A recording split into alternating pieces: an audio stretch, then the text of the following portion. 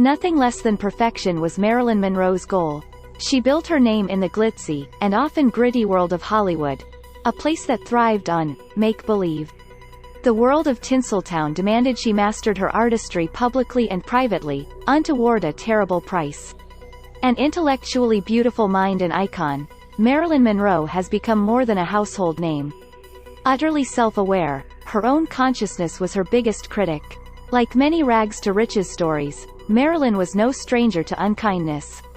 Exploits, diaries, memoirs, poems, interviews and biographies read her life like a tragic fairy tale. Is this how she will forever be remembered?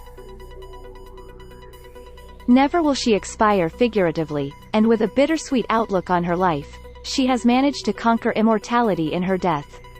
A branch of unfathomable beauty inside and out was cut short.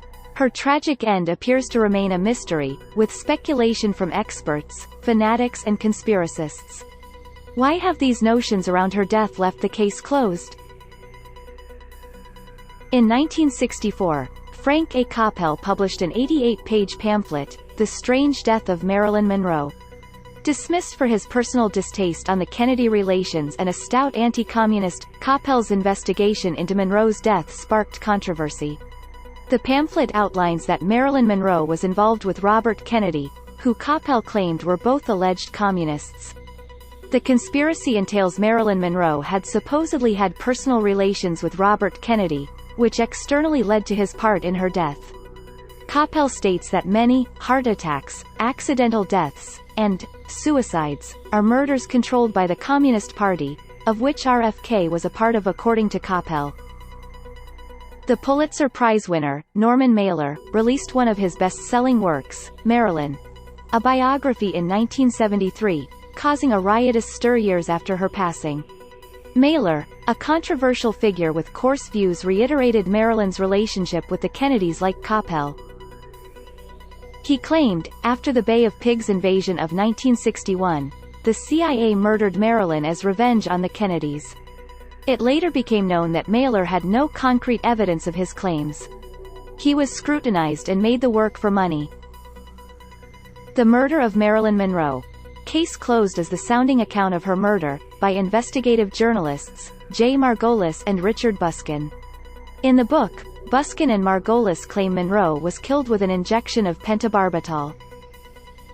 Another tie to the Kennedys, this was administered by Dr. Ralph Greenson, under orders from Bobby Kennedy and Peter Lawford, Kennedy's brother-in-law. Ambulance attendant James Hall claims he saw Greenson inject Monroe, who was ultimately murdered for threatening to expose her affair with Kennedy to the press. Was it a cry for help? Marilyn's life had been spent in the limelight up until her death.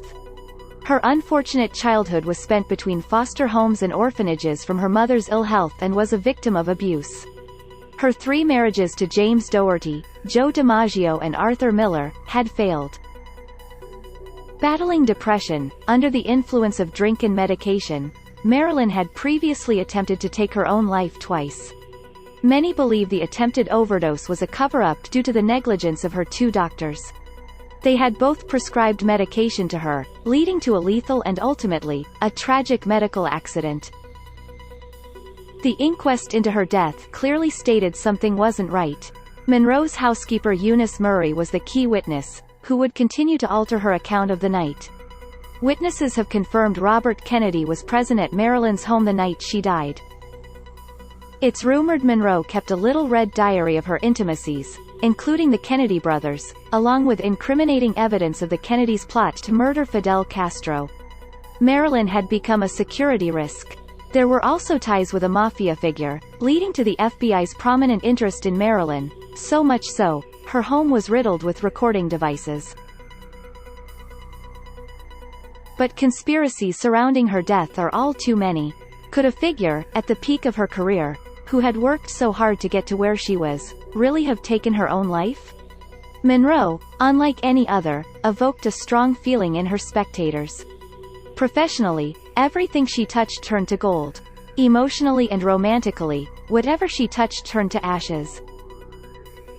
Fans of Marilyn, of unjust murders and enthusiasts of conspiracy theories have all read different stories, reports and books on the matter, with each taking a different viewpoint and angle of the Monroe murder, talking of several different Marilyns. Silver dollar changing hands,